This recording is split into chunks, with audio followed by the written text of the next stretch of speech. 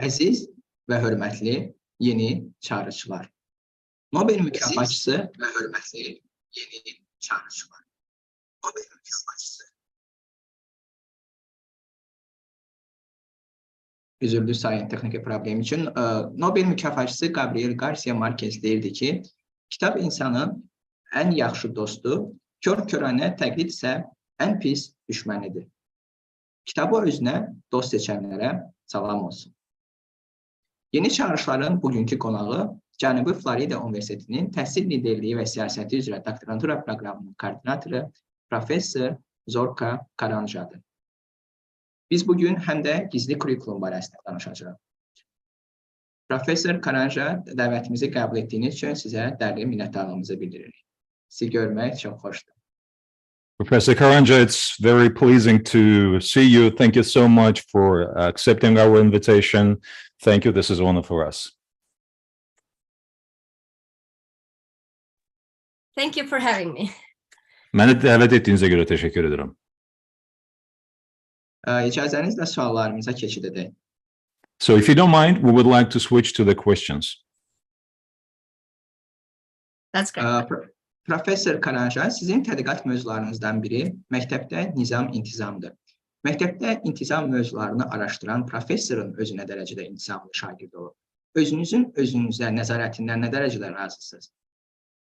Professor Karanxha, one of your research topics is to be disciplined at school.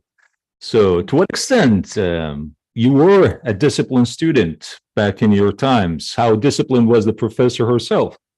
And how satisfied, how pleased are you with your self-control? So yes, I do study school discipline, and it doesn't come because I was disciplined in the sense of what we see now as discipline. So if you're asking if I was punished in school as I was growing up, in the sense that I didn't behave well or I made mistakes and I was sent to the principal's office, the answer is no.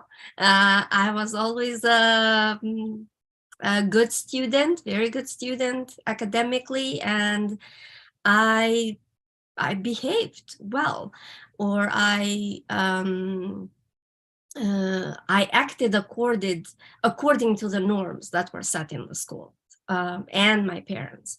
But getting back to the larger issue of school discipline, I think that one of my concerns as a professor, as an educator, and as a parent has been this sense of how, at least in the United States, I'm not sure about Azerbaijan and other countries in the eastern part of Europe and the world, but I know, for example, in the United States, that we have turned to more punitive ways of discipline, because in my view, discipline itself as a word is not something that is punishment.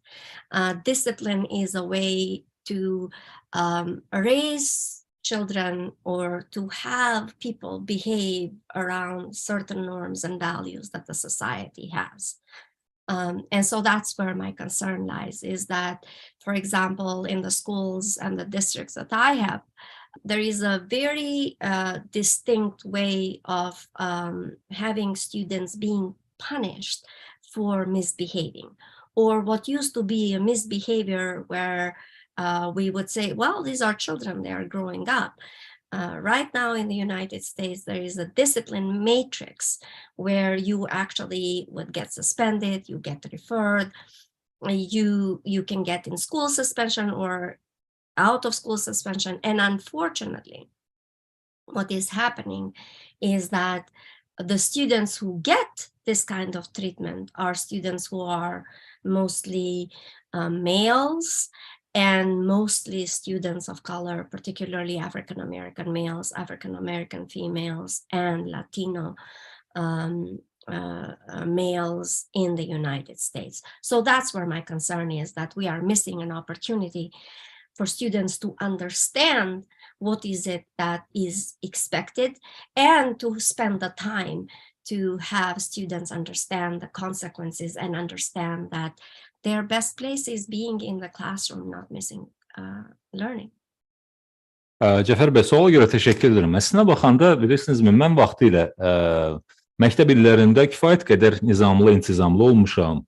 Mənim məktəb intizamı məsələsini tədqiq etməyim əslində mənim heç də uşaqlığımda intizamsız olmağımla əlaqəli deyil. Yəni, mən kifayət qədər həm akademik cəhətdən, yəni dərslərimdə də müvəffəqiyyətli olmuşam, həmçində davranışımda da qaydalara, tələblərə həmişə riayət etmişəm. İstər məktəb olsun, istər valideynlərimin müəyyən etdiyi normalar, bütün bu normalara da cavab vermişəm.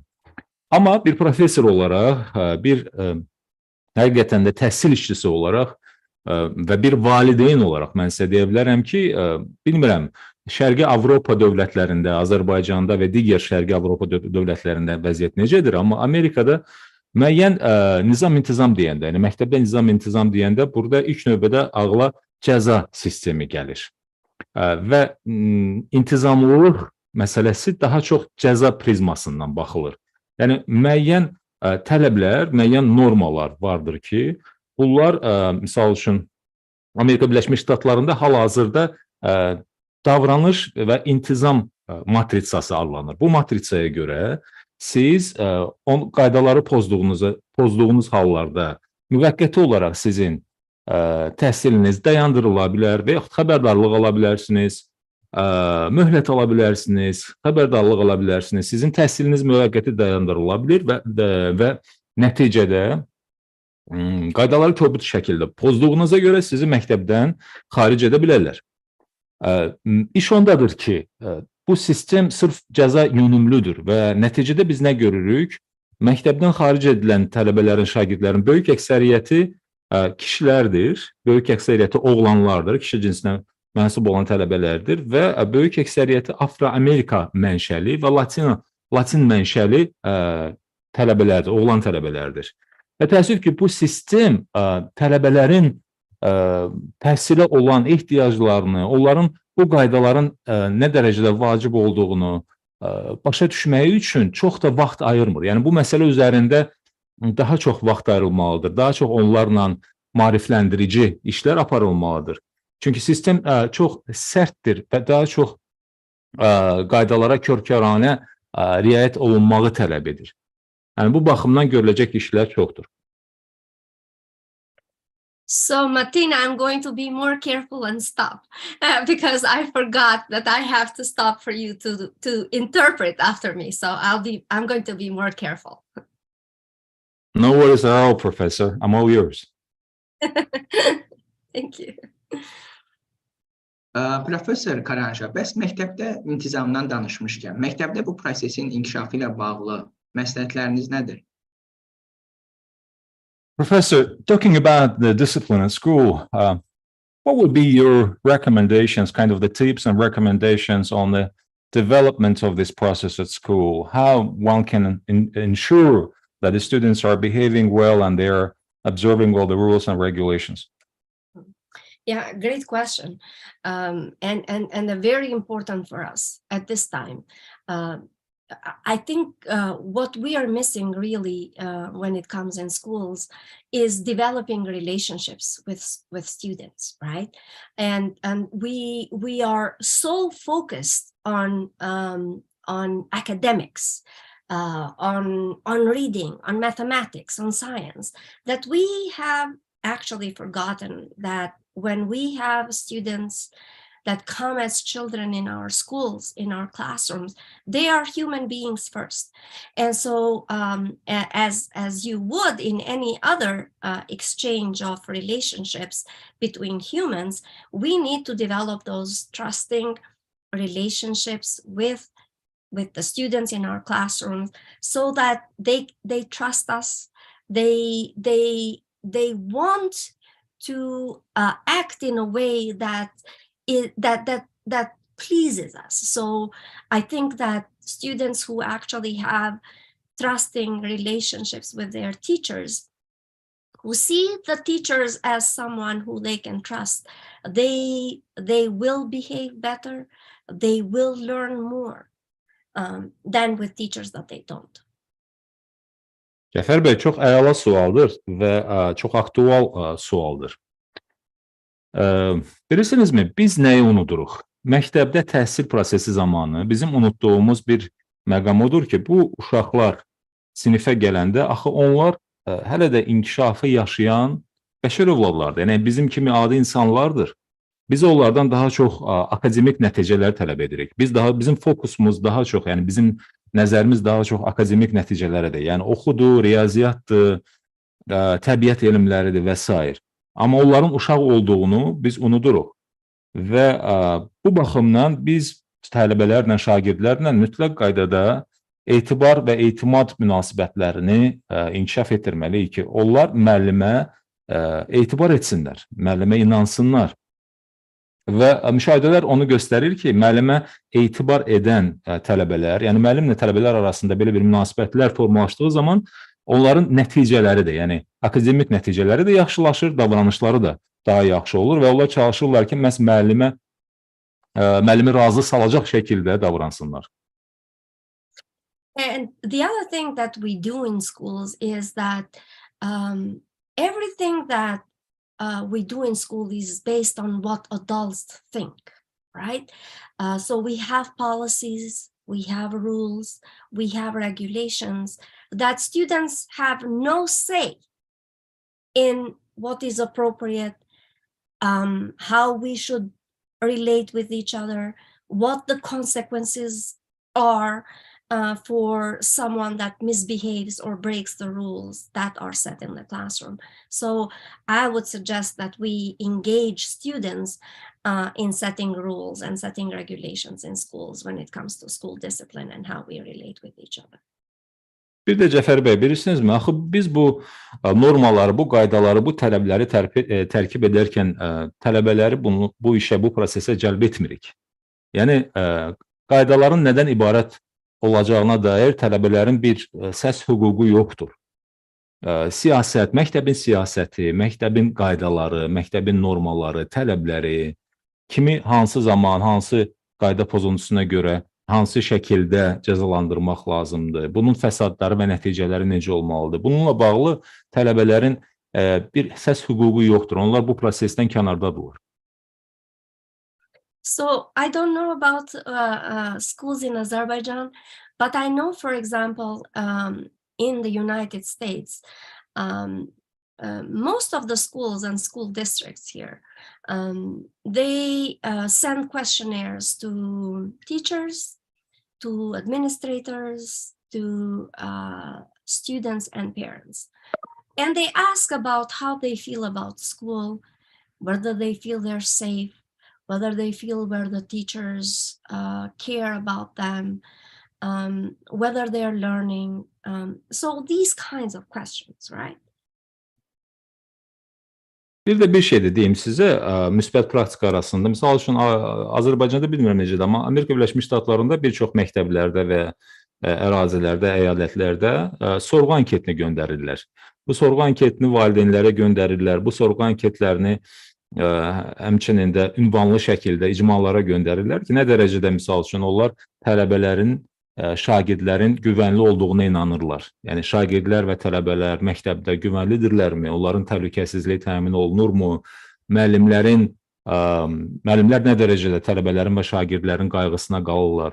Yəni belə bir sorğu, anketlənmə də həyata keçirilir. And so we do this, we collect the data, right? But we then don't do much with it, right? We see that there is a discrepancy between what administrators think, what teachers think, what students think, and what parents think about school safety, about how much people in the school care about the students, and how they think they are seen in the school. And so the point is that we need to listen. We need to see where the issues are and truly be honest when we see that there is a huge disconnect between students and the school, parents and the school, and try to find out how to improve how the students feel, how their parents feel. So I think that's another way, listening to parents, listening to students, for schools to address issues of both school discipline and safety in the school. Bu proses zamanı, yəni anketlənmə və müayinələr zamanı, sorğular zamanı təbii ki, biz məlumatları, datanı, verilənləri toplayırıq. Bizə informasiya daxil olur. Amma biz bu informasiya ilə nə edirik? Bu məlumatlarla nə edirik? Mənə elə gəlir ki, burada istər məktəb inzibatçıları, müəllimlər olsun, valideynlər, tələbələr olsun, bunların arasında müəyyən bir boşluq var. Və bu boşluq bizim nə qədər dərəcədə səmimi olduğumuzla da bağlıdır. Yəni biz cari vəziyyəti görüb, onu düzgün təhlil edib, onu valideynlərlə, tələbələrlə incələyib, düzgün qərarlar qəbul edirikmi? Məncə burada bir disconnect dediyimiz o bir boşluq var. Ünsiyyət və rabitə boşluğu var və bu valideynlərlə, müəllimlərlə, tələbələrlə və inzibatçılar arasında olan bir boşluqdur. Professor Karanxha, siz az öncə şagirdlərin etibarını və etibarını qazanmaqdan danışdınız və etibar və etimad demişkən, mənim yadıma xaricdə məktəblər şəbəkəsində işlədiyim zaman bir məqam düşdü. Deməli, şagirdlər məktəbli paltarı geyməkdən imtina etmişdilər. Biz məktəbə həkimləri və dizaynerləri dəvət etmişdik ki, şagirdlərlə söhbət etsinlər. İzah etməyə çalışırdıq ki, niyə həkimlər həkim libasından istifadə edirlər? Ümumiyyətlə, digər peşə sahibləri niyə xüsusi geyimdən istifadə edirlər? Məsələn, həkimi ağ xalatda görməsək, onlar haqqında hansı fikrimiz formalaşar? Bu, onların davranışını dəyişməyə xeyli kömək etmişdir. Professor Karanxha, you just reminded me my professional experience. When I was working at the school, there was this case when the students refused to wear the school uniform. And to address the issue, we have invited the physicians, the doctors, and also the designers just to explain how important and why does it matter to wear the uniform at school. And one of the key points, one of the messages was like, look, the doctors, the physicians, they are wearing the white uniform. And if you don't see the doctor wearing the white uniform, to what extent you would trust that doctor? And, you know, to a certain extent, that helped to address the issue and to get the students to appreciate this requirement. Oh. Oh, the issue of school uniforms is so fascinating. You know, it's been, I wore a school uniform when I went to school from first grade to I finished high school. I didn't think about it because I grew up in a communist country, so everybody wore it. But it's uniforms are they're widely used globally, and somewhere they are, you know, in Catholic schools, in private schools, in public schools across the world, right? And you can actually tell which school is which based on the uniform where you live. In the United States, uniforms have been a kind of a touchy subject. Because how you dress in the United States based on the Constitution and the First Amendment, which is freedom of speech, how you dress is a form of freedom of speech, right? And so, so there have been Supreme Court cases actually on this issue of uniform. But I think that I'm a little on the fence here, and I'm not going to say whether I am for or against it when it comes to uniforms. I tend to be a little bit more on the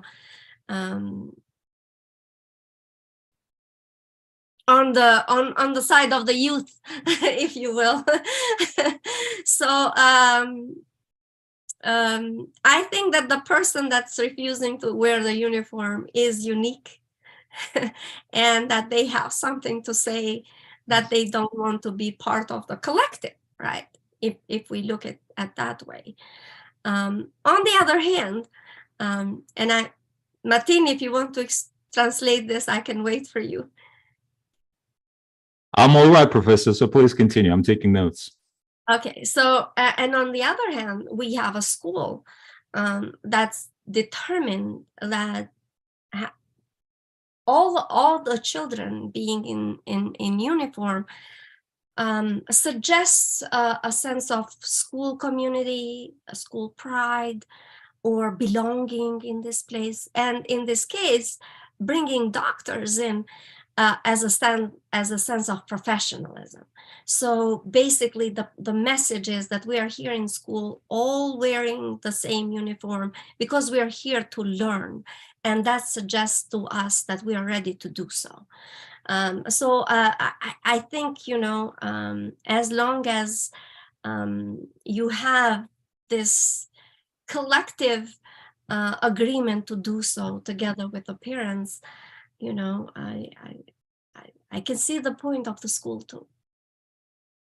Zəfər bəy, bilirsinizmi, bu uniforma məsələsi, geyim məsələsi o dərəcədə maraqlıdır, o dərəcədə həqiqətən də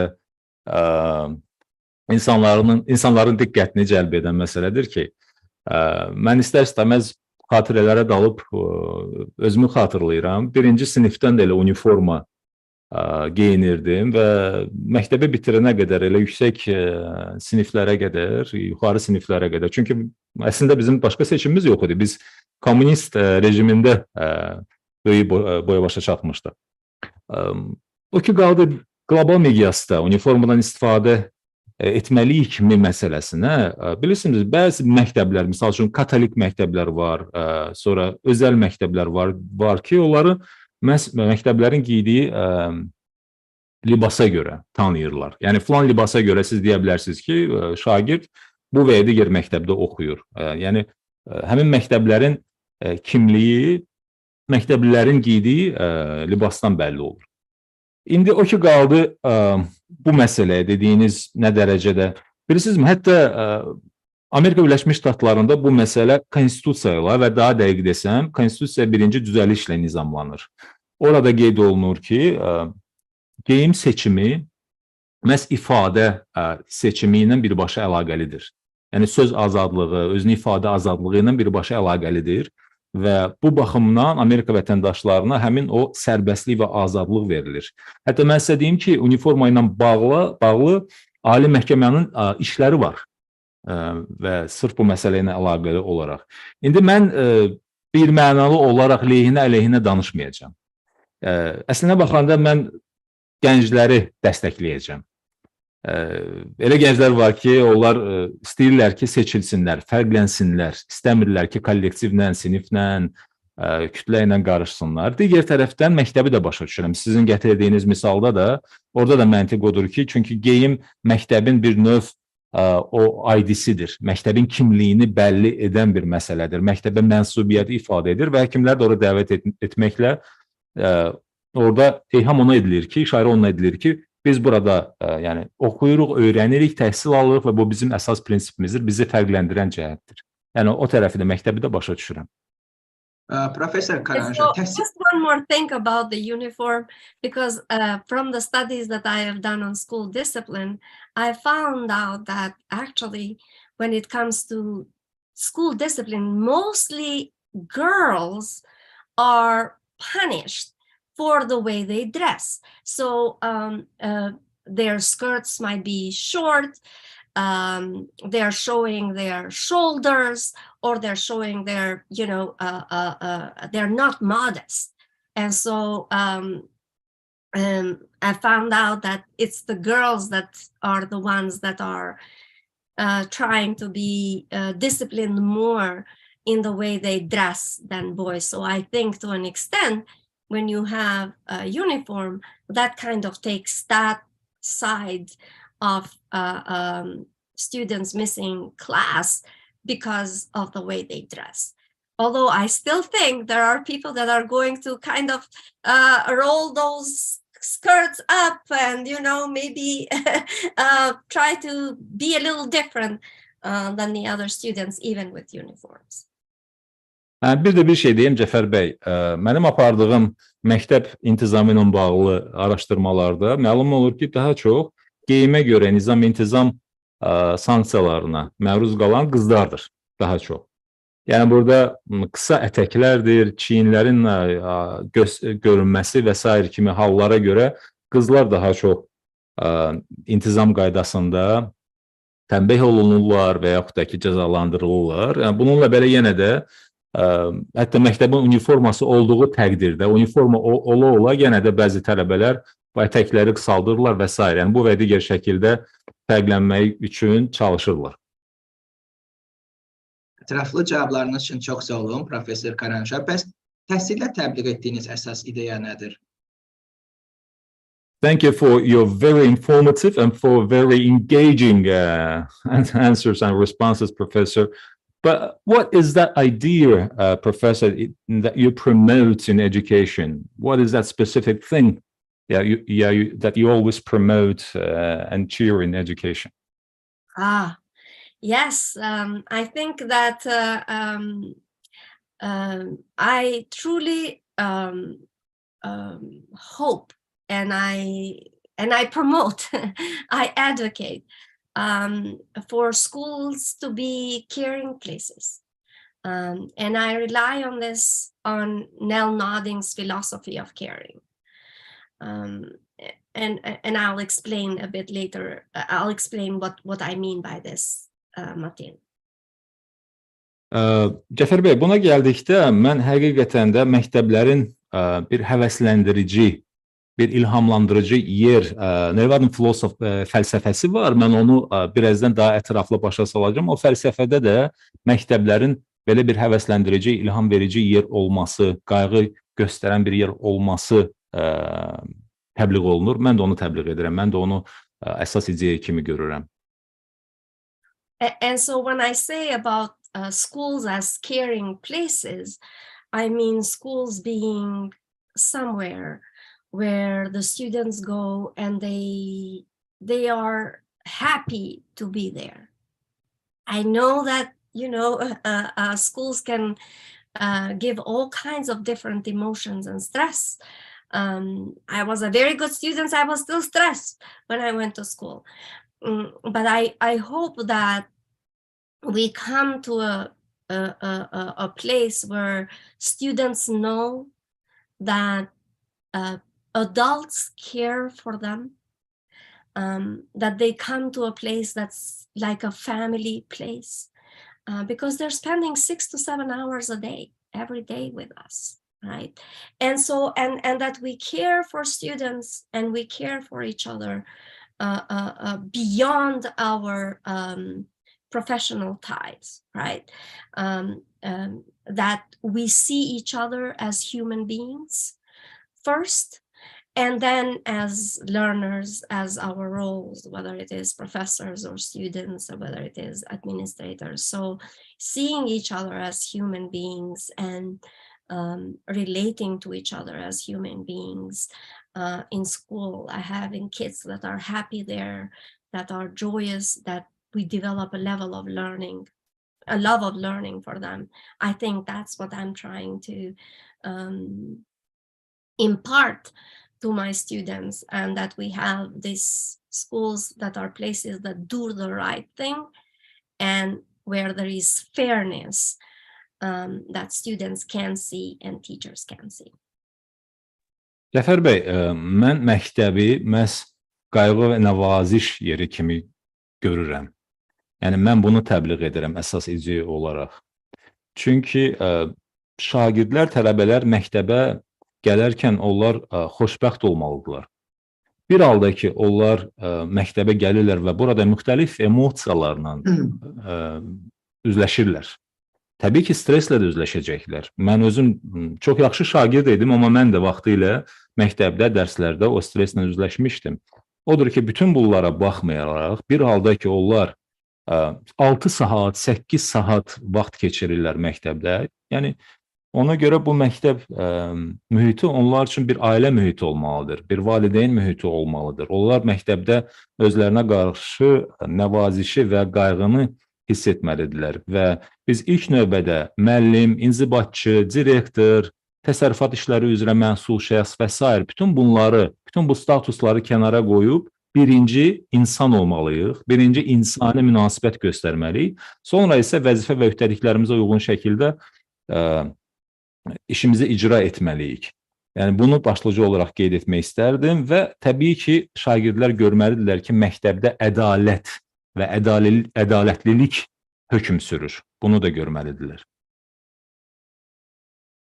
Professor Karanxha, ədalət demişkən, siz həm də sosial ədalət liderliyi üzrə tədqiqatlar aparırsınız. Müəllimlər və məktəb rəhbərləri sosial ədalət liderliyinin təmsilçisinə necə çevrilə bilərlər?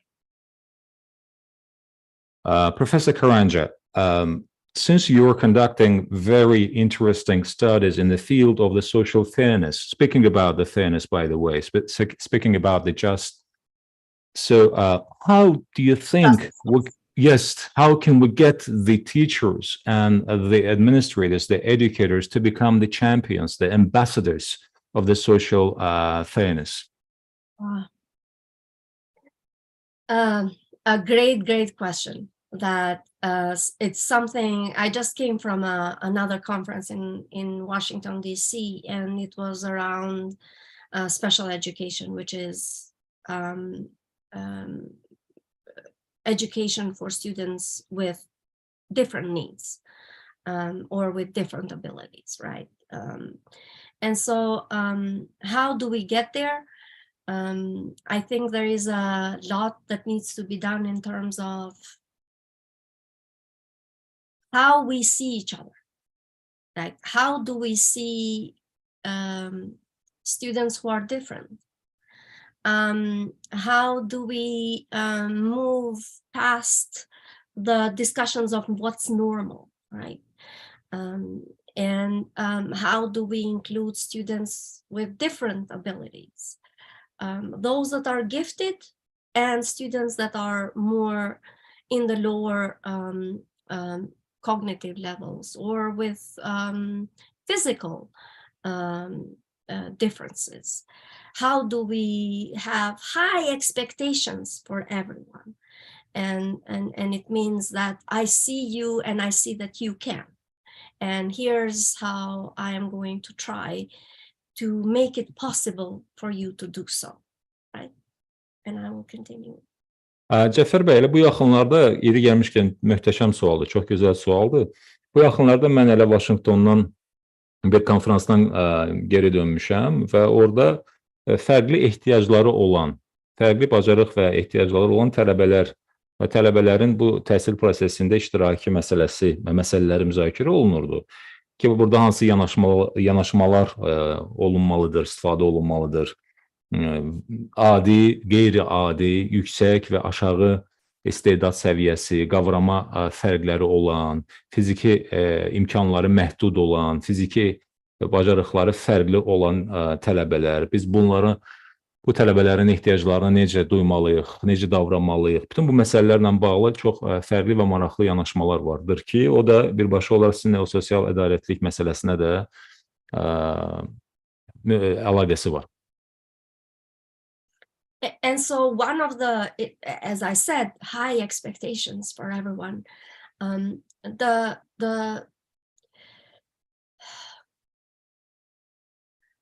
We live in, schools are institutions that are man-made. So people have made these institutions, and of course you make institutions that are reflective of the larger society.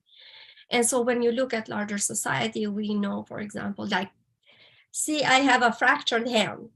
And so I've learned during this process that everything around me, the smallest of things, is made around how to do things with two good hands that function.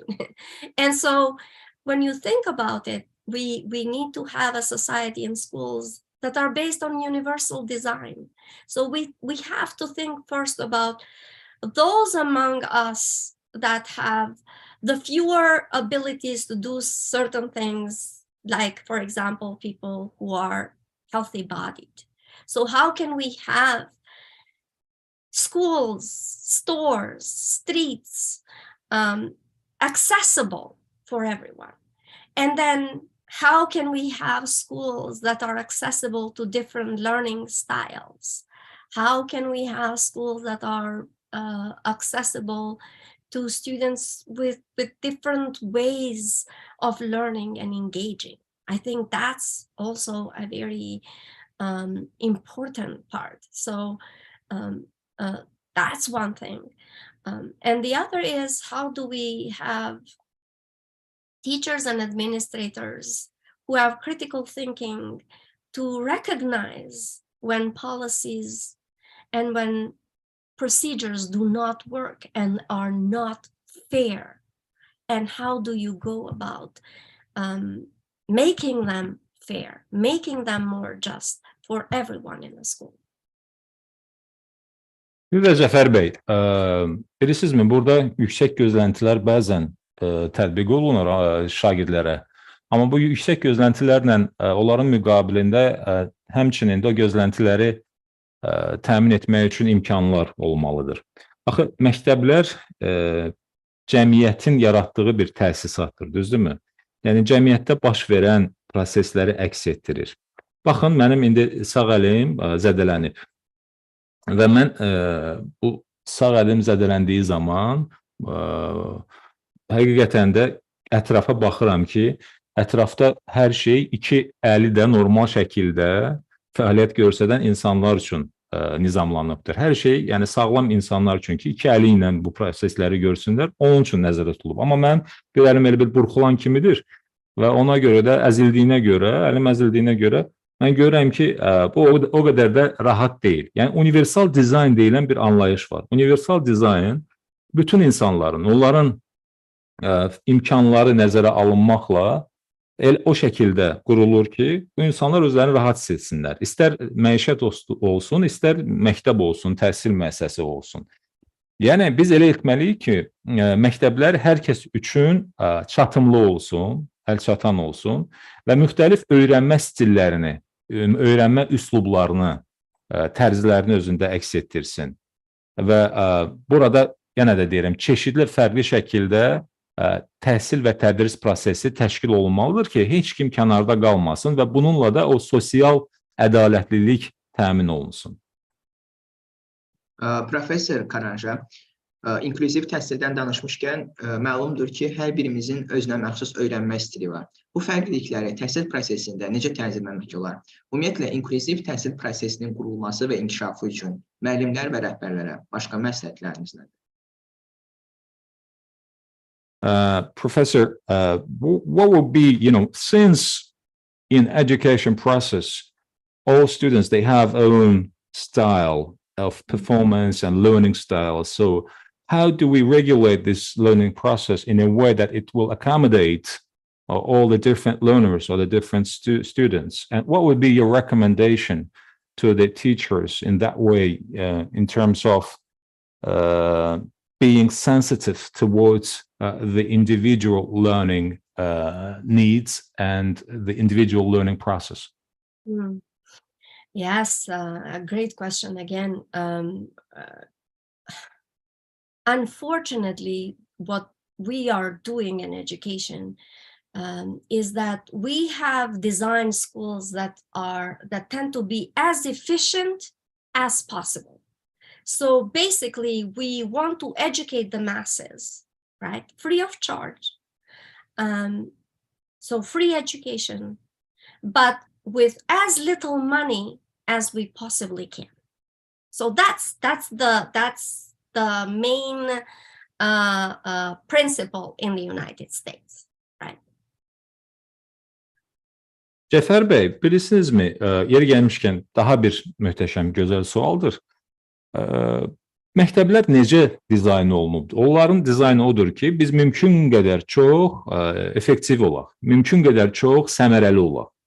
Bu zaman biz böyük kütlələri pulsuz olaraq, təmənnasız olaraq onlar üçün təhsil prosesini həyata keçiririk. Yəni, təhsil onlar üçün pulsuz olsa da, ödənişsiz olsa da, digər tərəfdən biz çalışırıq ki, digər xərclərimiz mümkün qədər az olsun. Yəni, Amerikada, Amerika Birləşmiş Ştatlarında təhsil prosesinin əsas prinsiplərindən biri budur.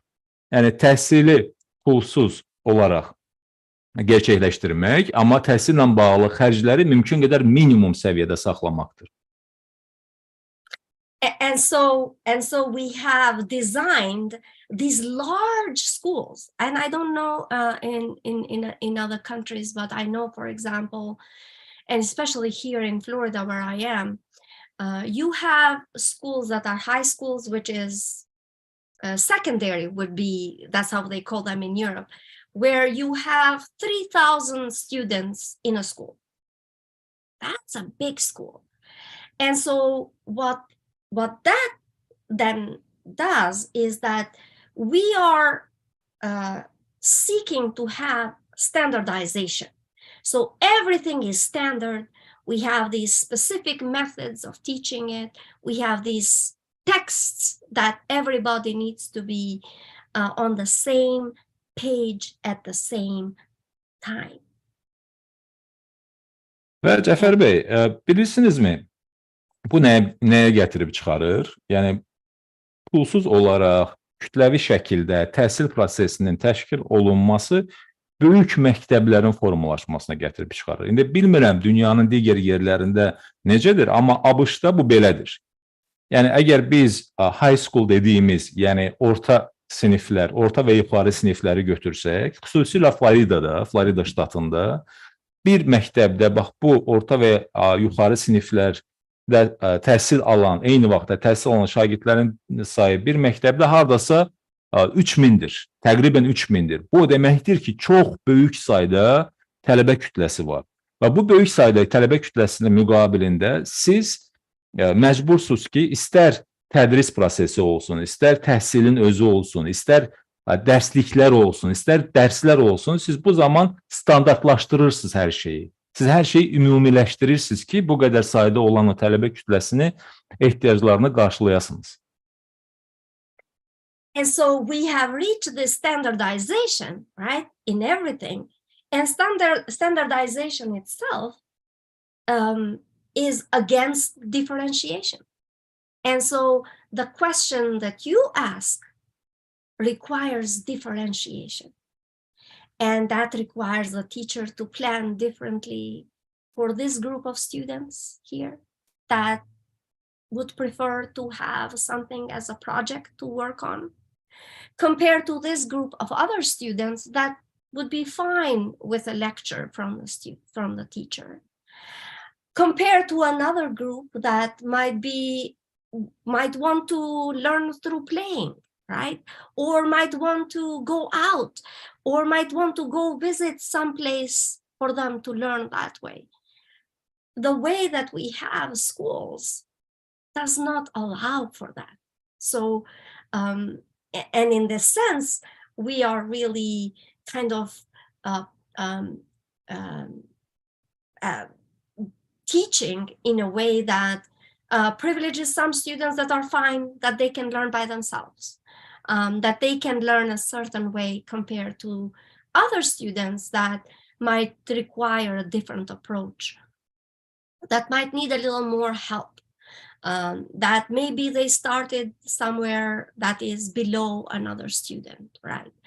And so that there might be a different way for them to get to it. We are not, as a system, as a school system, open to that.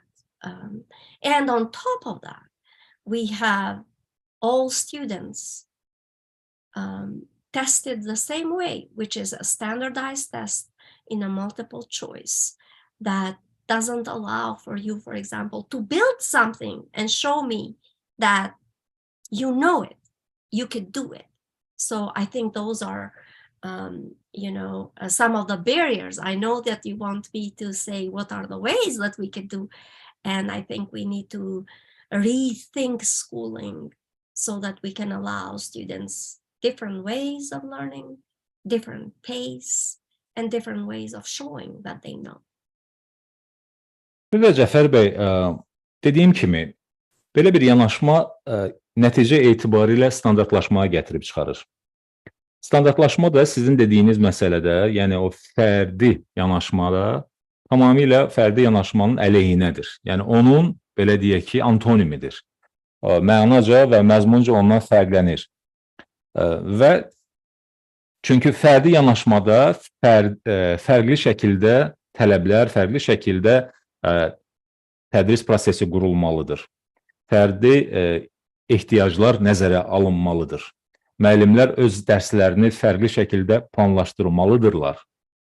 Elə qrup var ki, elə bir tələbə qrupu vardır ki, onlar daha çox hansısa layihə formasında, yəni müəllimin verdiyi tapşırıq əsasında layihə formasında öyrənirlər. Elə digər qruplar vardır ki, onlar üçün daha çox mühazirələr uyğundur. Elə qrup tələbələr var ki, şagirdlər vardır ki, onlar daha çox oynayaraq və yaxud da ki, kənara çıxaraq, səfər edərək daha yaxşı öyrənirlər. Və standartlaşdırılmış yanaşma zamanı siz hamıya eyni yanaşırsınız və bu zaman müəyyən tələbələrə imtiyaz verirsiniz. O tələbələri ki, deyək ki, sizin təbliğ etdiyiniz və tətbiq etdiyiniz tədris üsulu onlara uyğundur və yaxud da ki, onların təbiəti etibarilə daha istedadlıdırlar və bu zaman digərləri kənarda qalır. Çünki onların xüsusi ehtiyacları var. Onların öyrənmə tərzi, üslubu fərqlənir və siz onu nəzərə almırsınız. Yəni, bu baxımdan mən deməzdim ki, fərdi öyrənməyə, fərdi şəkildə tədrisə açığıq. Bütün bunlardan əlavə, hələ bunlar qalsın bir qırağa, biz bütün tələbələri standart şəkildə test edirik, standart şəkildə imtahan edirik. Yəni, Amerikada bilirsiniz ki, vahid, standart test sistemi tətbiq olunur. Çox seçimli cavablar əsasında, çox variantlı cavablar əsasında standart vahid test sistemindən istifadə edilir. Yəni, standart təhsil, tədris və üstə gələrək standart test və imtahan sistemi. Təbii ki, indi bilirəm, deyəcəksiniz ki, bəs nə etmək olar? Biz bütün bu sistemi, yanaşmanı yenidən düşünməliyik, yenidən dizayn etməliyik, yenidən tərtib etməliyik ki, tələbələrin, şagirdlərin fərdi ehtiyacları da nəzərə alınsın. Professor Karanxha, çox sağ olun. Bəs təhsil prosesində hansı liderlik stilinə daha çox ehtiyac var? Niyə? Müəllim və idarəçilərdə bu liderlik stilinin inkişafı üçün nələr edilməlidir? Professor Karanxha, what do you think? What specific leadership style do we need in the schools and why? And what needs to be done to get the teachers and admin staff, administrators to follow that leadership style? If I knew that, I don't think there's such a thing that I would be a rich woman if I knew the answer to that. But I do think that leadership is one of the most elusive concepts in terms of what it is, what it means, and what kind is needed, right? I do think that every school is very specific, and depending on the needs and the people that are there. So there is this process of interactions between who is at the school, what are the needs, what are the goals, and then kind of the specific leadership that you employ in that. However, having said that, I would say that one of the leadership theories, if you will, that has been most prominent has been the one that's rooted more in the democratic style of leadership, right? Where the decision-making isn't necessarily come from the top, but it's something that happens in a distributed way, which currently people do talk about distributed leadership, so that depending on who has the expertise, provides that kind of a leadership, whether it's around curriculum, instruction, and decisions to be made. The one leadership that for me, I have written quite a bit about has been transformative leadership or leadership for social justice. Sometimes they get to be used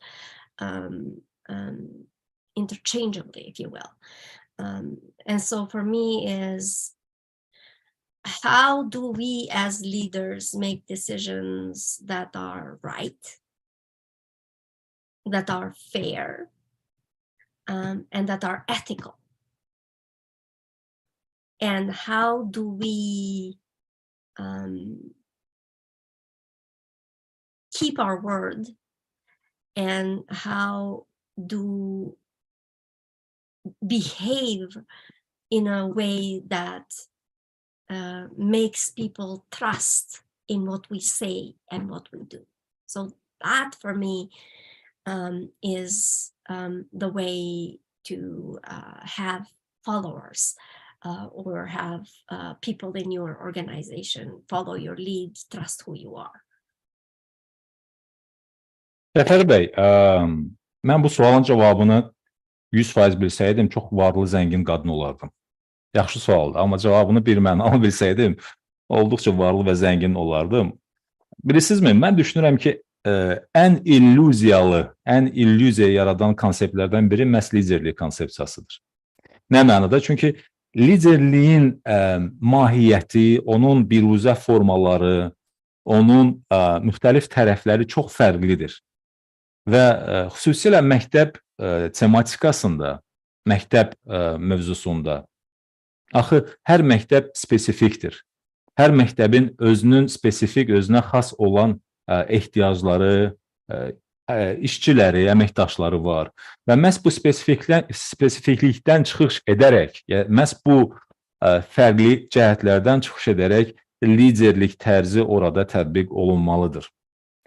Mən belə deyim də, ən əsas və ən təməlli prinsiplərdən biri demokratik liderlik stilidir məktəb inzibatçılığında həmçinin.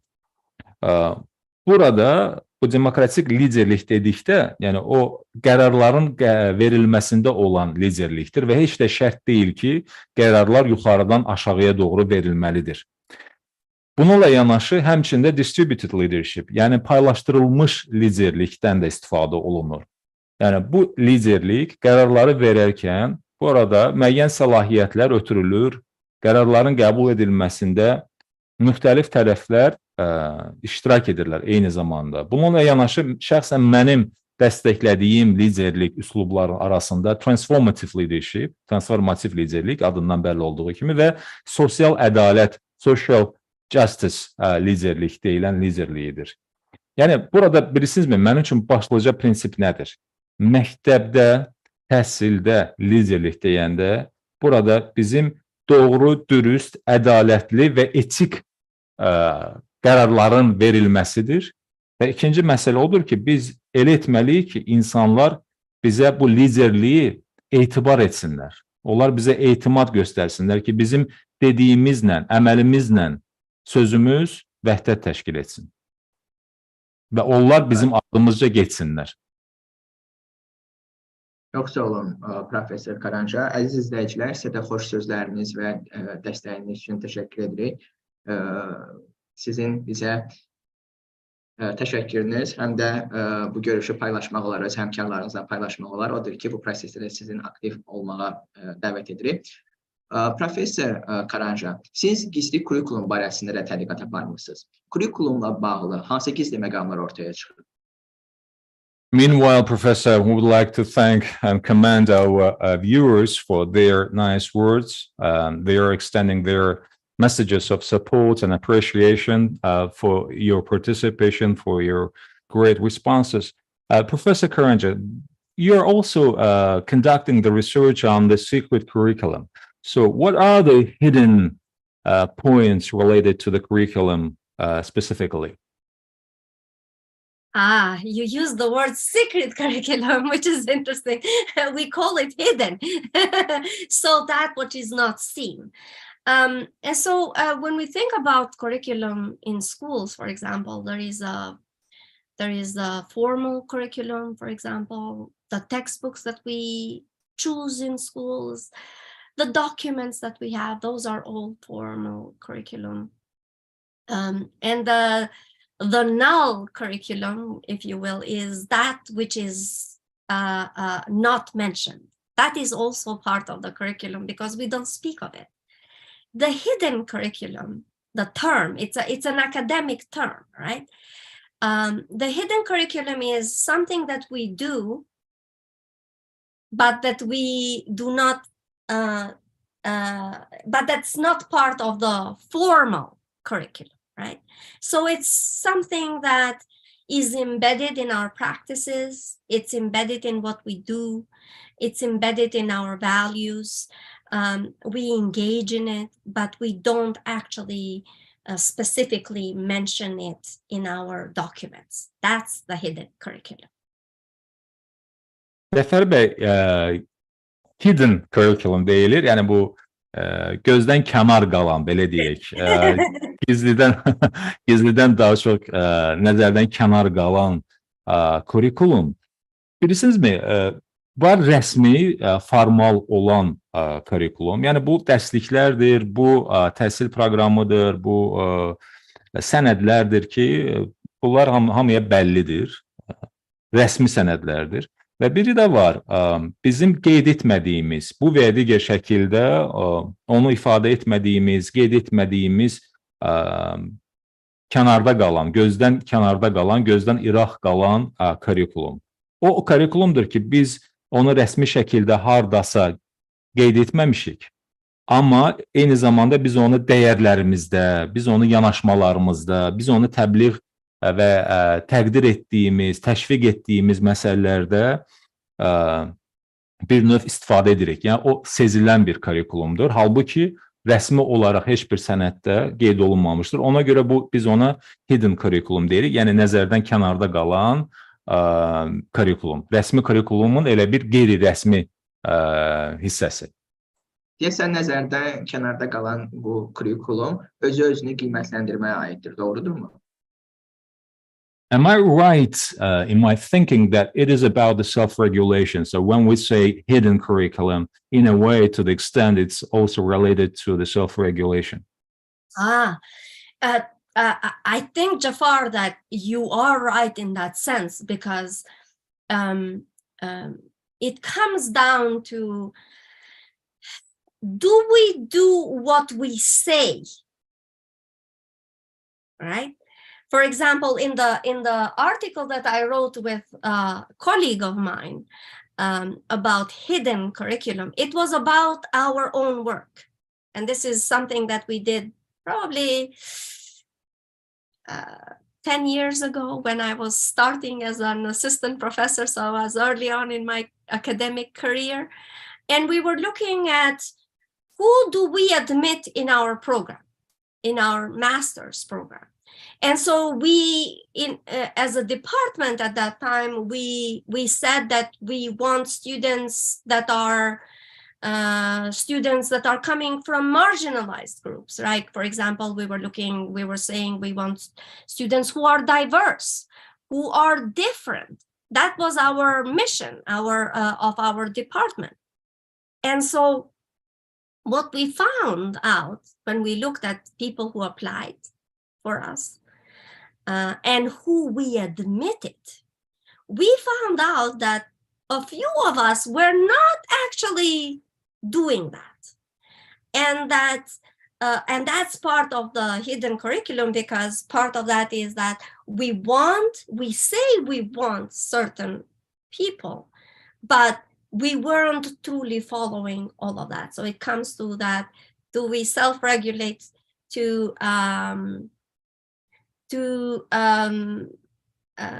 do work according to what we have agreed to be our mission and our values of the department, or do our own personal values trump that. And that's where that idea of self-regulation, or maybe collective thinking, this struggle between that, I think, comes to play. So that's what we did with that piece, trying to find out, do we actually do what we say? Cəfər bəy, sizin bax bu nəzərdən kənar kurikulumla bağlı qeyd etdiyiniz özünü tənzimləmə məsələsi doğrudur. Bilirsiniz nə mənada doğrudur? Yəni biz dediyimizi edirikmi? Əməlimizlə sözümüz, sözümüzlə əməlimiz eynidirmi? Çünki bu yaxınlarda bəli, elə həmkarımla həmmüəllif olduğum bir məqalədə də mən gizli və nəzərdən kənarda qalan kurikulumla bağlı araşdırmada da bir şey qeyd etmişdim ki, misal üçün 10 il bundan öncə elə o zaman dosent olaraq çalışırdım və biz belə bir araşdırma həyata keçirdik. O zaman fakültəmizdə əsas missiyamızı daha çox marjinal ailələrdən, yəni belə deyək də, kənarda qalan ailələr, ümumi proseslərdən, ümumi təhsildən kənarda qalan, imkanları fərqli olan, az olan ailələri çalışırdıq ki, o ailələrdən olan tələbələri daha çox qəbul edək fakültəmizə. Bunu bir missiya olaraq, bunu bir vizyon olaraq, yəni bunu bir baxış olaraq müəyyən etmişdik. Amma bilirsinizmi nəticədə nə oldu? Nəticədə biz qəbul imtahanlarını və kimi qəbul etdiyimizi incələyəndən sonra məlum oldu ki, biz tamamilə fərqli tələbə auditoriyasını cəlb etmişik. Yəni, öncə ilkin olaraq istədik ki, marjinal ailələrdən tələbələri qəbul edək, amma nəticədə fərqli tələbələri qəbul etdik. Yəni, bu əlbəttə ki, həmçinin də özünü tənzimləmə məsələsidir. Siz nizamnamədə, siz əsasnamədə, siz misyonda, yəni missiyanızda, baxışınızda, dəyərlərinizdə bir şey elan edə bilərsiniz, təbliğ edə bilərsiniz. Amma əməldə fərqli bir şey də ola bilər. Ona görə burada özünü intizam məsələsi vacibdir və bir də ki, collective thinking, yəni kollektiv təfəkkür də, kollektiv şəkildə düşüncə də önəmlidir. Professor Karanxha, 22 iyul, yəni ötən həftə Azərbaycanda Milli Mətbuat Günü idi. Networkdə belə bir sual yazmışdım. Təhsillə bağlı hansı xəbəri dünyaya çatdırmaq istərdiniz? Bu xəbərin başlığı nə olardı? Bu suala sizin cavabınız da maraqlıdır. Thank you, Professor Karanxha. By the way, July 22 was the National Press Day in Azerbaijan, the National Day of Press. And I wrote the question on the T-Network platform. I wrote, like, what news about education would you like to convey to the world? What would be the headline of this news? So the same question to you, Professor. I would appreciate your answer to this question. What would be that, you know, the headliner, the news that you would like to convey as the first topic question to the world? So what would I want, or what would be the headline actually? Yəni mənim hansı sualı vermək istədiyimi soruşursunuz, yoxsa sərlövhə nə olardı, başlıq nə olardı? Başlıq nə olardı? Yəni siz hansı xəbəri çatdırmaq istərdiniz?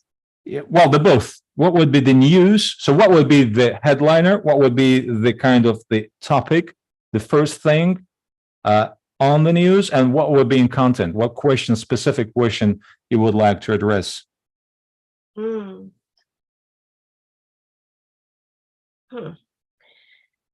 thought this would have been an easy question, but it is not. So I would say that right now, I think we are still doing what we have been doing, even though we know it's not working. So education keeps doing the same thing, the same system, even though we know that it does not serve all students. So that would be the headline of what is happening right now in education. We have tried accountability, rigid accountability. We have tried standardization. and it hasn't been working. It in fact is doing what is not needed, because what we need right now and for the future, we need students who are problem solvers. We need creative people, the ones who will design better systems, better ways of engaging, better ways of solving problems that we are facing right now in the world. So I think that would be the headline for me. Cəfər bəy, əslində ilkin olaraq mənə elə gəldi ki, rahat sual olacaq. Amma sonra görürəm ki, gəliz sualdır.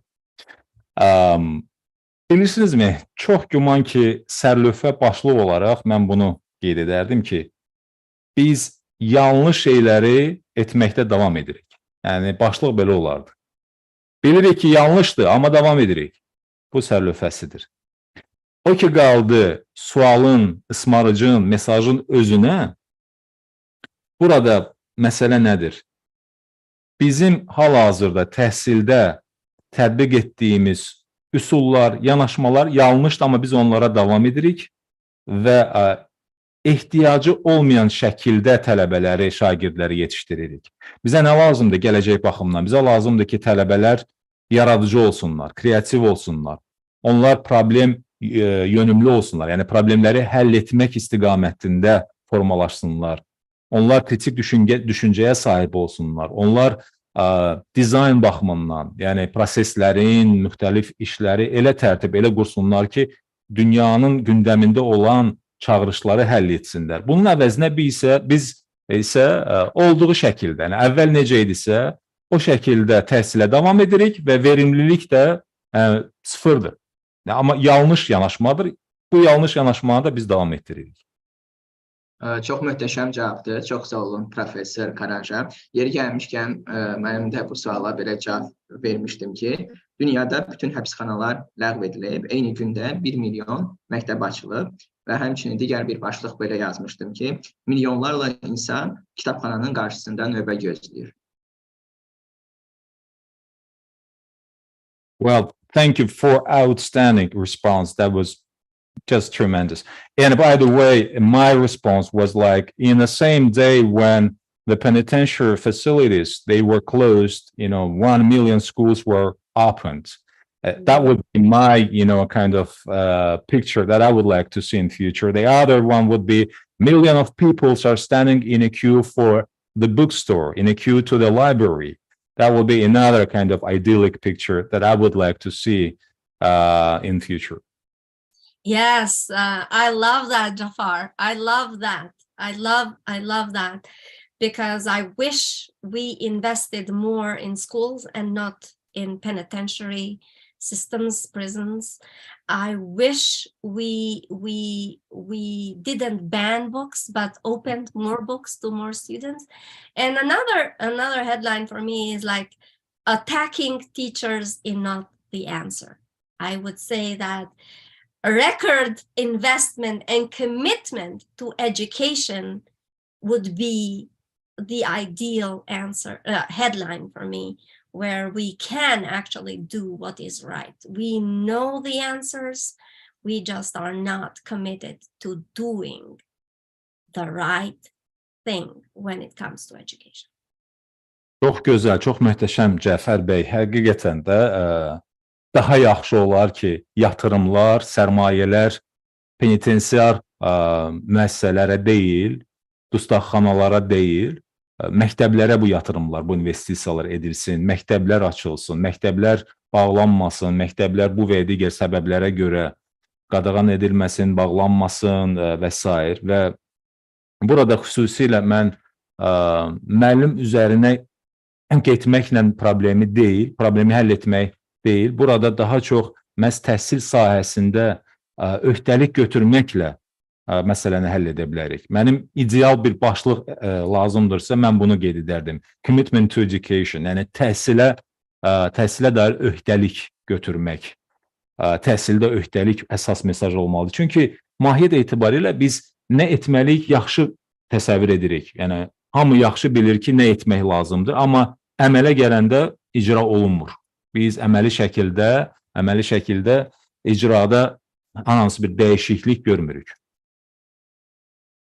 Professor Karanxha, sizcə hansı yeni məktəb modellərinə ehtiyac var? Yeni bir məktəb yaratsanız, bu məktəbin digərlərindən fərqi nə olardı?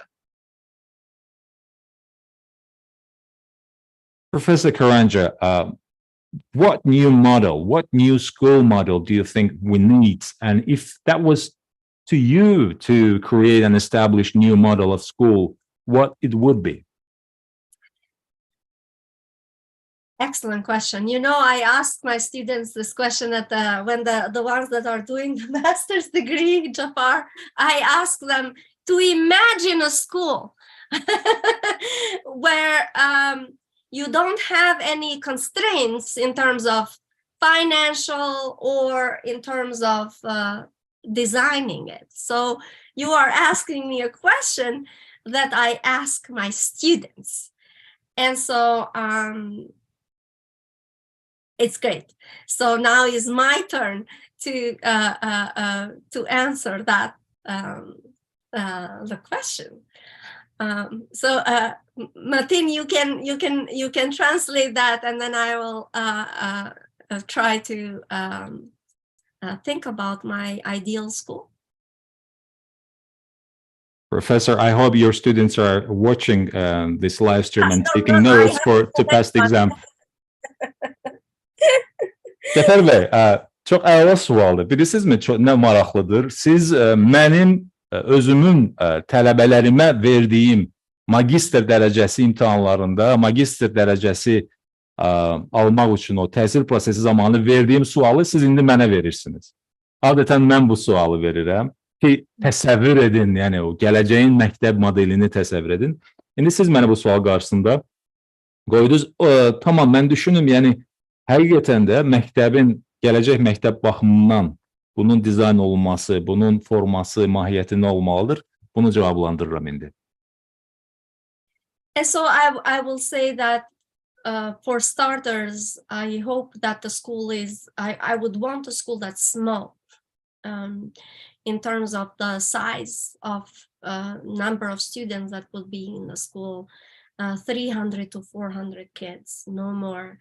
And so in terms of that, and then I would like the school to be designed around certain systems that have caring at its core. This idea, this notion, the concept of caring. And so what does that mean? I can continue.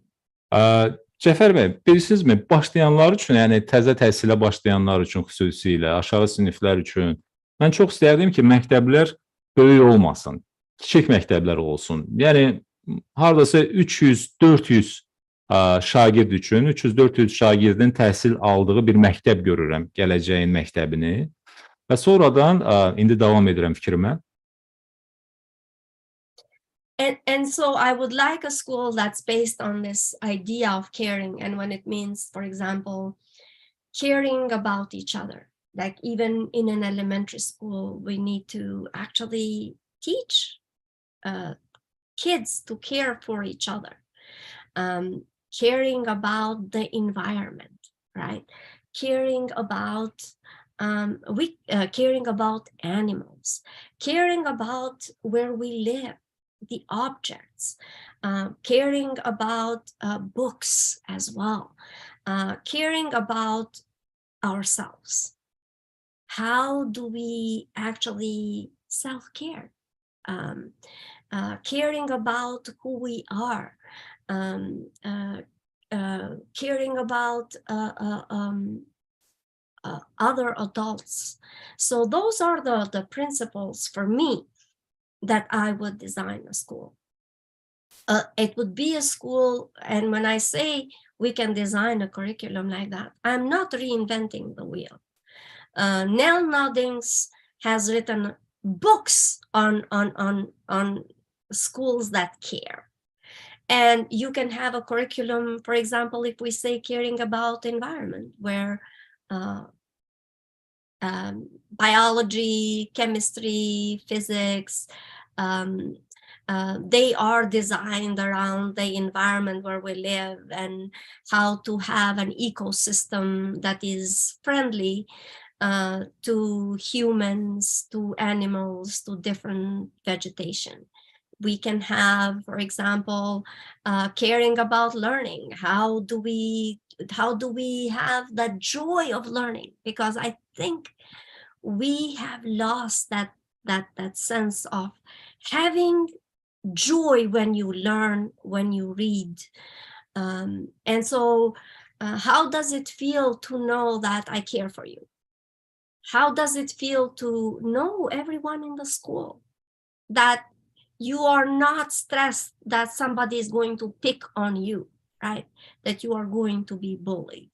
You are not stressed that the teacher doesn't know who you are or who your family is or anything like that. So it's based on developing relationships. So that for me would be a school that if I had my wish, I would create. That would be around smaller classrooms, teachers around, other teachers that can step in if more need is there, therapeutic environments for kids who might need that, environments that are accessible to all for kids who are neurodivergent. How do we have these places for them that do not trigger, for example, behavior that then makes them be in segregated spaces? So it would be a school that is inclusive, that welcomes all, that adheres to democratic principles, to how students engage with each other, with teachers, with policies that are around educating, not schooling. They're different, right? So that would be a school where I would love to create, where you would have kids that excel. Some people are great drawers. They can draw perfectly. I am terrible at it. But I loved having drawing classes when I was a student.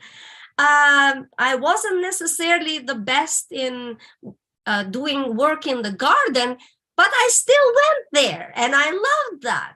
So I think that having also a school where students can find their talents and they excel and they succeed is another thing that I would love in my school, and where principals are servant leaders, are the ones that make the conditions so teachers can work and students can learn and everyone feels like they belong. That would be my school. Professor, take me to that school, please. I can draw, I can do gardening, and I can do interpretation. Please take me. Yes. Səfər bəy, bilirsinizmi?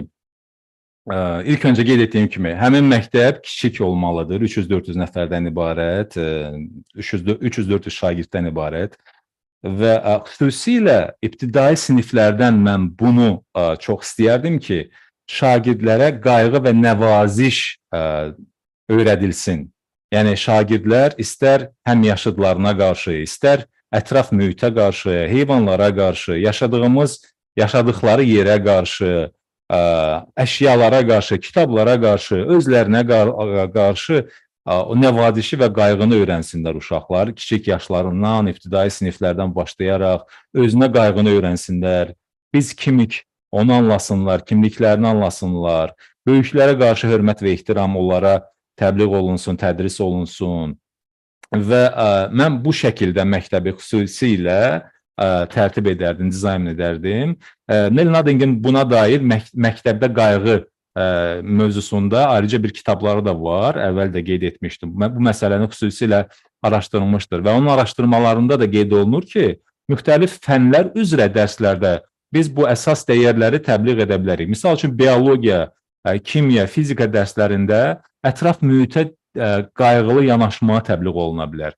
Yəni, əsas mövzu təbii ki, dərsin əsas predmeti, məzmunu qalır. Onunla da yanaşı həmçinin də ətraf mühitə daha diqqətli, daha qayğıkeş, daha təəssübkeş yanaşma təbliğ oluna bilər. Biz bilirsiniz nəyi itirmişik Cəfər bəy? Biz öyrənmənin, yəni o təhsilin sevincini unutmuşuq. O təhsil sevinci, təhsil coşqusu tələbələrdə indi yoxdur. Biz o təhsil coşqusunu, o sevinci yenidən qaytarmalıyıq. Və mən məktəbi necə görürəm, qeyd etdiyim kimi, bütün o dediklərimlə yanaşı, elə bir məktəb mühiti olmalıdır ki, orada hər kəsə qarşı qayğı göstərir. Orada zorbalıq yoxdur. Orada incitmə yoxdur. Orada kimliyə görə, hansı sosial təbəqədən gəldiyinə görə fərqli yanaşma yoxdur. Orada terapevtik mühit, hətta uşaqların o terapevtik ehtiyacları nəzərə alınır. Müxtəlif neyrofərqli, bilirsiniz, elə bir termin də var. Neyrofərqli, yəni neyrosistemi, sinir sistemi fərqli şəkildə olan uşaqların imkanları, ehtiyacları nəzərə alınır. Orada uşaqlar, yəni rəsm yeri gəlmişkən, mən rəsm qabiliyyətim bərbaddır. Amma yəni bununla belə, yenə də elə bir mühit olmalıdır ki, mən rəsm çəkməyə də həvəs göstərdim. Baxmayaraq ki, yaxşı rəsm çəkə bilmirəm. Və yaxud da ki, bağbançılıqdır, uşaqlar yəni bu həvəslərə də yiyələnməlidirlər, bu bacarıqlara da yiyələnməlidirlər. Mən ideal məktəbi elə görürəm ki, o məktəbdə məktəbin direktoru lider xidmətçidir. Lider xidmətçi. Bir tərəfdən liderdir, idarə edicidir. Digər tərəfdən isə o xidmət göstərməlidir. Yəni, tələbələrə, şagirdlərə xidmət elə bir mühit yaratmalıdır ki, orada məktəbdə müəllimlər sevə-sevə işləsinlər, tələbələr isə sevə-sevə təhsil alsınlar. Bax, elə bir məktəbi mən ideal bir məktəb modeli kimi görürəm.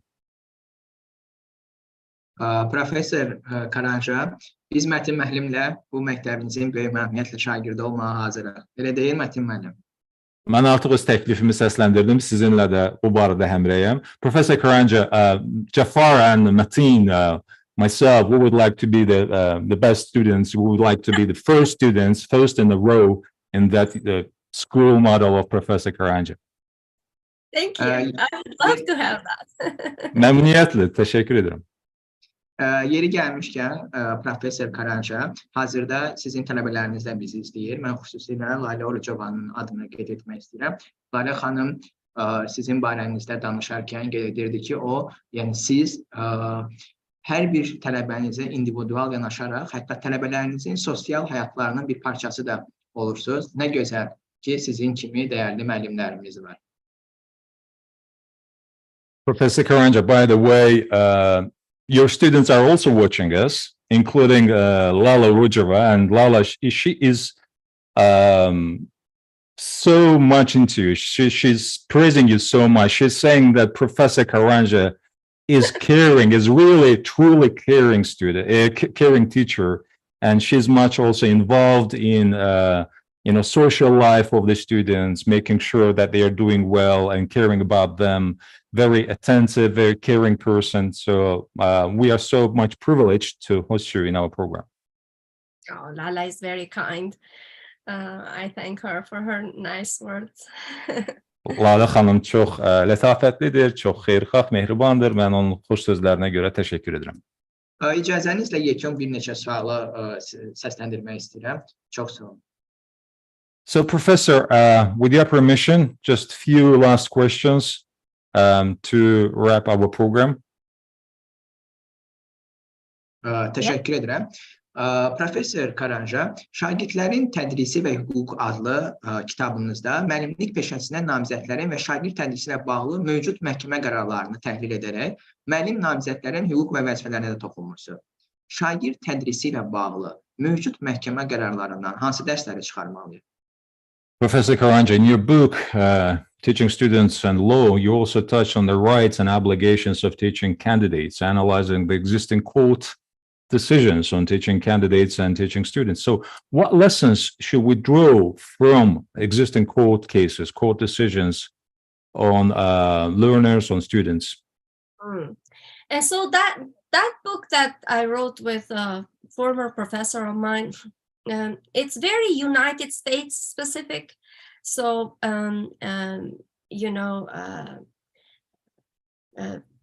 students here who want to become teachers, they have to do an internship, which is teaching on their own with another teacher present in schools in the specific subject that they want to graduate from.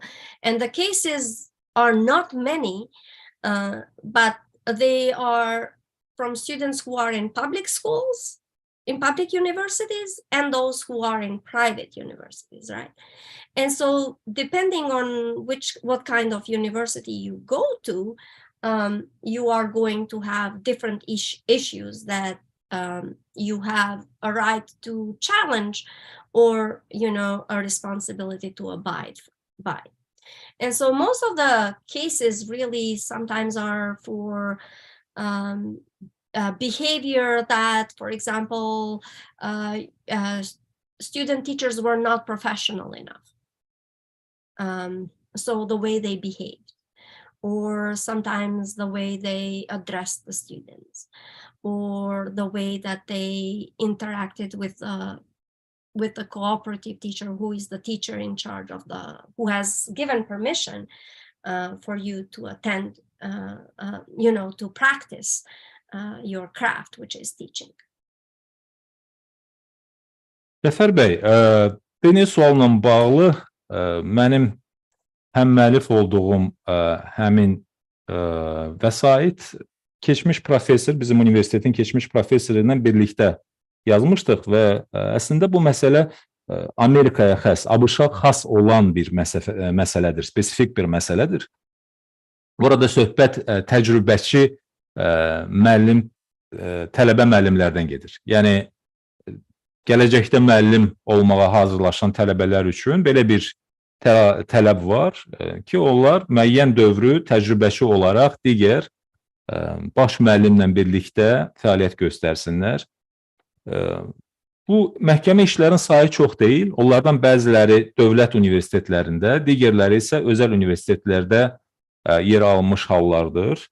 Və universitetin növünə görə də görürsən ki, burada tələblər fərqlənir. Həmin o təcrübəçi müəllimlərə şamil edilən tələblər fərqlənir. Və bir çox bu məhkəmə işlərində şikayətlər nədən ibarətdir? Davranış və intizamla bağlı. Həmin bu təcrübəçi müəllimlərin davranışı ilə bağlı. Onların qaydaları pozduqları, qeyri-peşəkar davranışa görə tələbələrə qarşı olan münasibətlərində olan pozuntular və yaxud da ki, həmkarı olan baş müəllimlə münasibətlərində olan uyğunsuzluqlara aid edilən məhkəmə işləridir, vəsatətlərdir. And so in terms of in terms of the outcomes, like what came of these cases, the majority of the student teachers lost their court cases, so the universities won. For public universities, they claimed academic freedom, that I have this, the way I teach or what I do has to do with academic freedom, or the way that I was treated was unfair. So they were talking about 14th Amendment due process rights. In the private universities, students can only file under contract law, basically that the university had promised that I would graduate with certification and they didn't uphold it. And the universities came and say, well, we did have this contract, but you did not comply with what we were asking you to do. So student teachers are vulnerable in that sense because they were considered students if they didn't follow, and teachers if they didn't behave professionally. So it's this kind of neither fish nor fowl kind of situation, that you are neither this nor this. And in that sense, there is a lot that can go against you. Cəfər bəy, burada deməli, bilirsinizmi, məsələ nədir? Çox zaman görürsən ki, məhkəmə iddiası ilə tələbələrin özü də, yəni təcrübəçi tələbələrin özləri də çıxış edirlər. Onlar da universitetlərə qarşı məhkəmə iddiası irəli sürürlər. Amma təhlil onu göstərir ki, bir çox hallarda universitetlər bu məhkəmə çəkişməsində qalib tərəf olurlar. Yəni, vəsatətçi olan, iddia qaldıran, iddiaçı olan daha doğrusu tələbə, müəllim təcrübəçilər, onlar udzurlar. Çünki məktəblər, universitetlər deyirlər ki, bizim özümüzə aid nizamnaməmiz var, öz qaydalarımız var və təcrübəçi tələbə bu qaydalara riayət etmədiyinə görə biz onu xaric etmişik və yaxud da ki, biz onunla bağlı olaraq hansısa inzibati qaydada və yaxud da ki, daxili nizamnamə əsasında tədbir görmüşük və yaxud da ki, görürsən ki, təcrübəçi müəllim diplom almalıdır, müəyyən bir sertifikat, yəni şəhadətnamə almalıdır ki, bu təcrübəni həyata keçirib və tamamlamışdır, amma bunun müqabilində almır. Məhkəmədə də universitet deyir ki, yəni də təcrübəçi tələbə mənim qoyduğum tələblərə riayət etməmişdir, filan bəndləri pozmuşdur, ona görə də mən ona bu sertifikatı təqdim etmirəm. Yəni, bax, bu kimi məsələlər var.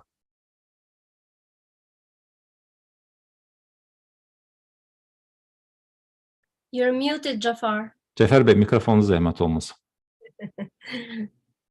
Təşəkkür edirəm. Professor Karanxha, həyatdan öyrəndiyiniz ən əsas dərs nədir? Professor Karanxha, what is the most principal, the most fundamental and a bottom line lesson that you learned from your life experience?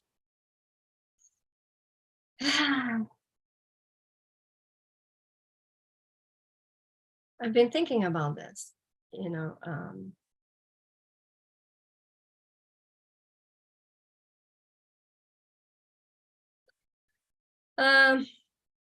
I would say persistence. And so once you set a goal, something that you want to achieve, to not get overwhelmed, to know that there are specific steps and one step at a time is easier. You always have that big goal, right? You know where you're going. But if you think about it, that it's so huge, how do you get there? Is to be able to manage to figure out what are the steps and persist in taking steps one at a time. Yeah, and hard work. Mən, Cəfər bəy, belə deyərdim, yeri gəlmişkən bu məsələni beynimdə də incələnmişdim. Mən deyərdim ki, inatkarlıq, davamlılıq, məqsədyönlülük çox vacibdir. Həyatdan çıxardığım əsas dərslərdən. Sizin böyük bir məqsədiniz, böyük bir amalınız ola bilər. Amma bu böyük məqsəd və amalın fonunda siz onun o nəhəngliliyi qarşısında özünüzü aciz hiss etməməlisiniz. O nəhəng məqsədi və amalı xırda hissələrə bölməlisiniz və hər dəfə bir addım atmaqla, hər dəfə hansısa bir işi görməklə o məqsədinizə yaxınlaşmalısınız. Odur ki, bu yolda da nə lazımdır? Mən deyərdim, inatkarlıq, davamlılıq, məqsədyönlülük və bir də ki, zəhmətlə çalışmaq. And one final thing, do not become successful at the expense of others. You can always do things by being kind and being considerate of others. You can do it without harming anyone. Və bir şey də mən yekunda qeyd edim, uğura gedən yolda siz heç bir zaman digərlərini xərcləməyin. Yəni, sizin uğurunuz və müvəffəqiyyətiniz digərlərin hesabına olmamalıdır. Qərar qəbul etdiyiniz zaman, çalışdığınız zaman, inatkarlıq göstərdiyiniz zaman, eyni zamanda da digərlərini də nəzərə alın. Sizin addımlarınız başqalarına zərər, ziyan gətirməsin. Və bunun da təbii ki, bu tamamilə mümkündür və siz də yolunuza uğura davam edəsiniz. Professor Karanxha, mən bildiyimə görə siz büdcəsi 6 milyona yaxın qrant layihələrinin qalibisiniz. Yəni büdcəsi 6 milyona yaxın qrant layihələrini həyata keçirmisiniz. Belə bir professor olaraq qlobal uğur qazanmaq istəyənlərə sadəcə bir məsləhət versəydiniz, bu nə olardı? Professor Karanxha, I know that you have been successful executing the grant projects with a budget of around 6 million US dollars. So having that said, what would be your advice for those that would like to be globally successful? Oh, yes.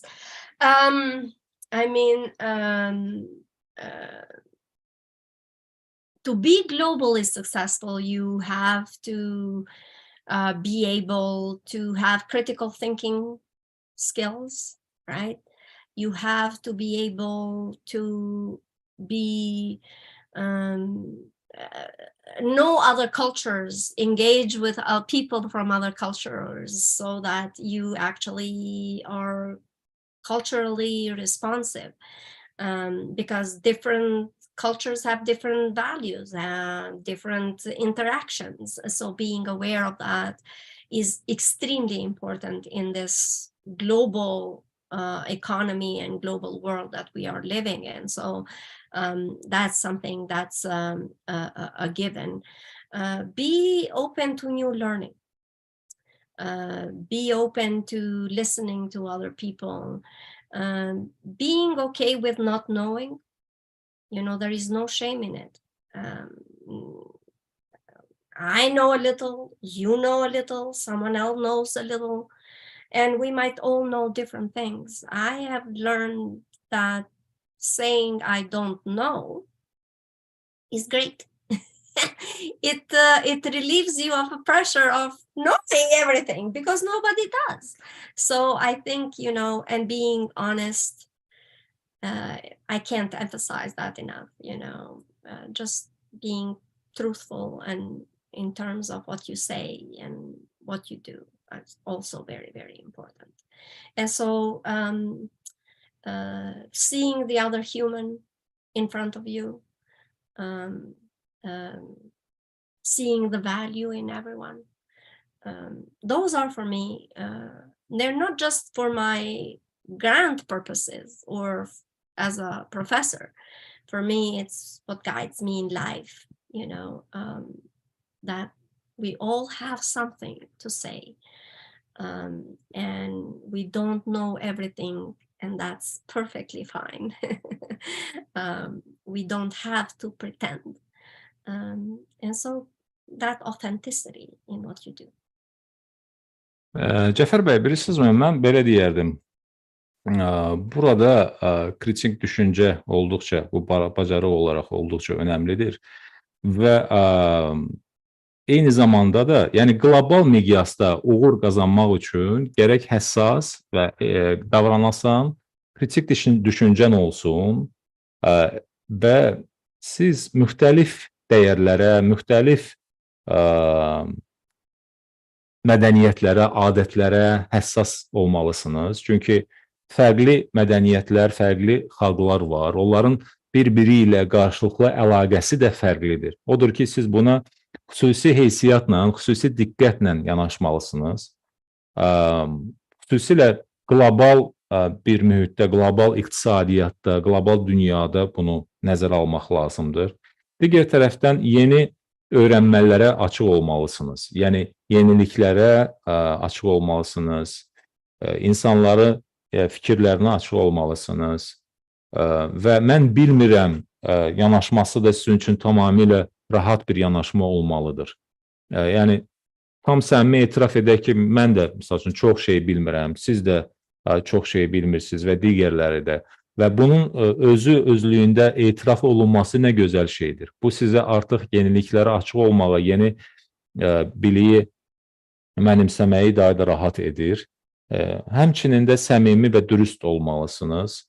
Digər insanları da, onları, yəni bir insan, bir şəxsiyyət kimi qəbul etməlisiniz. Hər bir insanda bir dəyər görməlisiniz.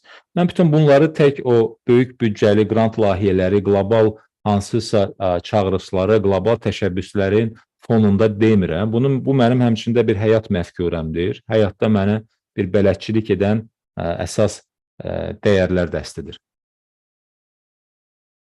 Profesör Karanxha və yekun sual, bu bizim proqramımızın ənənəvi sualıdır. Təhsildə yeni çağırışları 8 güşəli ulduza bənzətsək, sizcə belə bir ulduzun güşələri hansı çağırışlardan ibarət olar?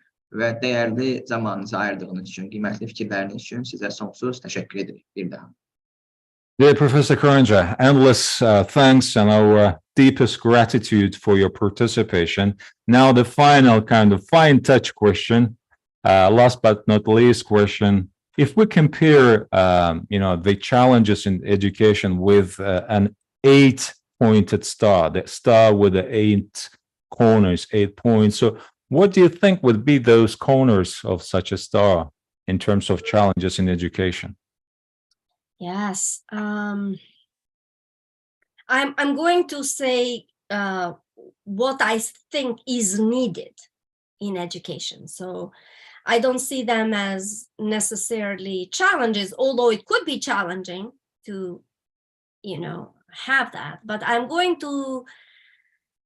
to start that one of what I see as is needed is for us in education to have students who are kind.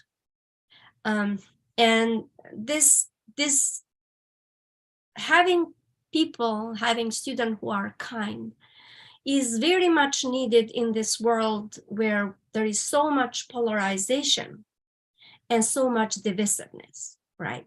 So I would say kindness would be one. I would say problem solving is 2. I would say relevant learning is 3. So something that students know why this is important. I would say critical thinking is extremely, extremely important. And I know that we talked a little bit about that. I would say inclusivity, which means inclusivity of ideas, inclusivity of different learning, inclusivity of different races, gender, and all kinds of backgrounds and abilities. That's something that we need to have. And then I would say the sense of having more just institutions is also important in when we think about where we are as a world and how do we have students that are prepared to have a better world. And I would also say creativity. I think that we need creativity more than ever to find solutions to the issues that are so complex, that are so pervasive across different countries. So those would be, I think I have 8. Do I have 8? You did 7, Professor. Excuse me, my counting. And then I would say to have those being able to function in a global world, I would say. So having this notion of multiculturalism or multiplicity, if you will, that would be something that would be an 8th challenge for the 8th pointed star. Thank you, Professor. Cəfər bəy, deməli mən belə deyim də, mən mütləq olaraq bunu çağırışlar adlandırmazdım. Daha çox təhsildə olan ehtiyaclar prizmasından yanaşsam, bax, məncə doğru olar. Halbuki bu yanaşmalar ola bilsin ki, prosesdə bir çağırışa çevrilsin. Amma mən daha çox indi o 8 məsələni təhsildə olan ehtiyaclar prizmasından 8 güşəli ulduz kimi qeyd edəcəm. Birinci məsələ, mən çox istərdim ki, tələbələr mehriban olsunlar. Onlar lətafətli, mehriban olsunlar. Çünki bizim bugünkü qütbləşmiş, həddindən artıq çox qütbləşmiş bir dünyada yaşayırıq. Həddindən artıq çox pərakəndə olan və qütbləşmiş bir dünyada yaşayırıq. Və bunun fonunda xeyirxah, mehriban insanlara çox böyük ehtiyac var. O insanları da biz tələbələrimizlə, şagirdlərimizlə formalaşdırmalıyıq. Bu bir. İkinci məsələ problem həll etmə məsələsidir. Yəni biz çalışmalıyıq ki, təhsildə daha çox problem həll etmə, problemləri çözmə bacarığına sahib olan tələbələri yetişdirək. Üçüncü ehtiyacı nədir? Bu relevant öyrənmə, yəni aktual öyrənmə. Biz o problemləri, o məsələləri təhsildə ön cəbhədə, ön plana gətirməliyik ki, onlar gündəm təşkil etsinlər. Yəni gündəmli, belə deyək, gündəmli öyrənmə. Dördüncü məsələ kritik təfəkkürdür, kritik düşüncədir. Biz bunu elə söhbətimiz boyunca qeyd etmişik və olduqca önəmli məsələdir. Beşinci məsələ inklüzivlik məsələsidir. İnklüzivlik deyəndə ideya inklüzivliyi, müxtəlif öyrənmə tərzləri, üslubları inklüzivliyi, müxtəlif irqlər, bacarıqlar, müxtəlif sosial mənşəyə sahib olan insanlar, gender inklüzivliyi və s. məsələlər. Altıncı məsələ getdikcə daha çox sayda ədalətli təşkilatların olması. Yəni ədalət prinsipi əsasında fəaliyyət göstərən təşkilatların çoxluq təşkil etməsi, xüsusilə müasir dünyada olan prosesləri nəzərə alaraq. Yeddinci məsələ kreativlikdir. Bizə daha çox yaradıcı insan, daha çox gündəmdə dayanan, dünyanın üzləşdiyi problemləri həll edə bilən və kreativlik potensialı, bacarığı olan insanlar lazımdır. Xüsusilə dünyada geniş yayılmış problemləri nəzərə alaraq və nəhayət 8-ci məsələ mən deyərdim ki, qlobal funksionallıq. Yəni təhsildə, şagirdlərdə qlobal miqyasda bacarıqlarını gerçəkləşdirmək qabiliyyəti olmalıdır. Lokal deyil, bir balaca yerlə deyil, qlobal miqyasda funksionallığı ilə seçilən tələbələr olmalıdır. Mən burada nəyə nəzərdə tuturam? Misal üçün, multikulturalizm deyilən məsələ. Yəni, çox mədəniyyətli mühitdə fəaliyyət göstərmək bacarığı da mütləq olaraq olmalıdır. Deyəsən, hamısını 8-də dedim. Çox təşəkkür edirik zövq verici bir söhbət üçün və dəyərli zamanınızı ayırdığınız üçün çox sağ olun və icazənizlə yekun bir çağırışı səsləndirmək istəyirik. Thank you so much for very valuable and informative responses, Professor. And with your permission, we would like to switch to the conclusion part of our program. You're welcome. Buyurun, xoşdur. Əziz yeni çağırışlar, məlum olduğu kimi sabah, yəni 1 avqust Azərbaycan əlifbası və Azərbaycan dili günüdür. Ulu öndər Heydər Əliyev deyirdi ki, hər bir xalq öz dili ilə yaranır. Ancaq bu dili yaşatmaq, inkişaf etdirmək və dünya mədəniyyəti səviyyəsinə qaldırmaq xalqın qabaqcıl adamlarının, elin, bilik xadimlərinin fəaliyyəti nəticəsində mümkün olur. Xalq şairimiz Bəxtiyar Vahabzadənin Ana dilim şeirində dediyi kimi, bu dil bizim ruhumuz, eşqimiz, canımızdır. Bu dil bir-birimizlə əhd-i peymanımızdır. Bu dil tanıtmış bizə bu dünyada hər şeyi. Bu dil əcdadımızın bizə miras verdiyi qiymətli xəzinədir. Onu gözlərimiz tək qoruyub nəsillərə biz də hədiyyə verək. Bəlkə də hər zamanın çağırışlarından biri budur, elə deyilmi? Növbəti yeni çağırışlarda görüşənədək. Well, tomorrow, August 1, is the day of the Azerbaijani alphabet and the Azerbaijani language. Great national leader of Azerbaijan, Heydər Əliyev, he said that every nation is created and is distinct with its own language.